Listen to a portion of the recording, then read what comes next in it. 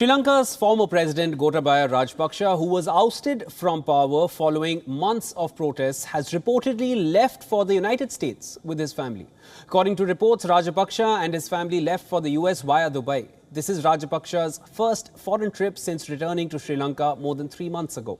In July, the former president's visa request was rejected by the US, reports said, when he was trying to flee the country after promising to quit office. Gotabaya held a dual citizenship of Sri Lanka and the US, but had to give up his American citizenship ahead of the 2019 elections in Sri Lanka because of a law that barred foreign nationals from running for the presidency. He won the national elections with a thumping majority, but became the country's most unpopular leader mid-term, amid a severe economic meltdown that continues to bleed the country and its citizens. In July, when the country was rocked by massive protests over the worsening economy, the 73-year-old politician fled Sri Lanka to the Maldives after staying briefly in Singapore and Thailand. He returned to Sri Lanka in September. However, in August, Sri Lankan media reported that the former president had applied for a US green card to return to America and settle there with his family. The reports claimed that Rajapaksa's lawyers in the United States had already begun the procedure in July for his application to obtain the green card, as he was eligible to apply due to his wife being a US citizen.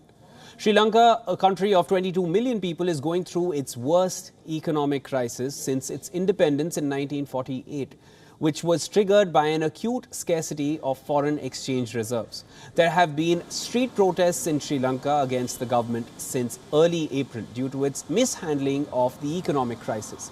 However, Rajapaksa's trip certainly raises some questions. Did the US finally have a change of heart for Rajapaksa? Or is there more to his trip? Is it just a trip, or is it permanent asylum?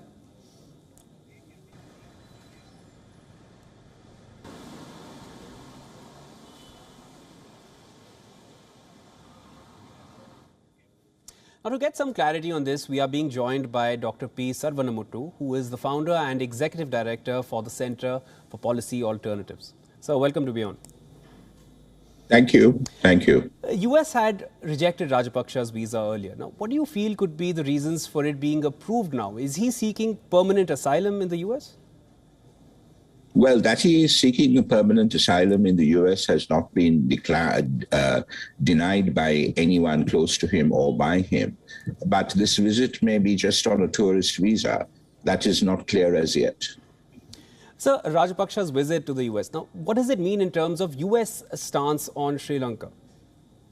Has it changed? Well, I don't think the US stance on Sri Lanka has changed. I think the question here is as to whether the US is going to hold Rajapaksa in any way accountable for the many misdeeds and alleged crimes that he has committed. And I guess that is going to be a process that will take some time if that decision has been made. We have no indication that the United States is going to take any legal action against Rajapaksa. And in fact, there is no legal action against Rajapaksa even in Sri Lanka at the moment. Do you see Rajapaksa ever returning to Sri Lankan soil? Well, he could. He went out when he fled, he returned, and he returned without too much of a problem. As long as there is nothing in the courts against him, he is formally an ex-president of the country and entitled to whatever he is, entitled to as a consequence of that status. Thank you so much for joining in, sir. We'll be in touch for more.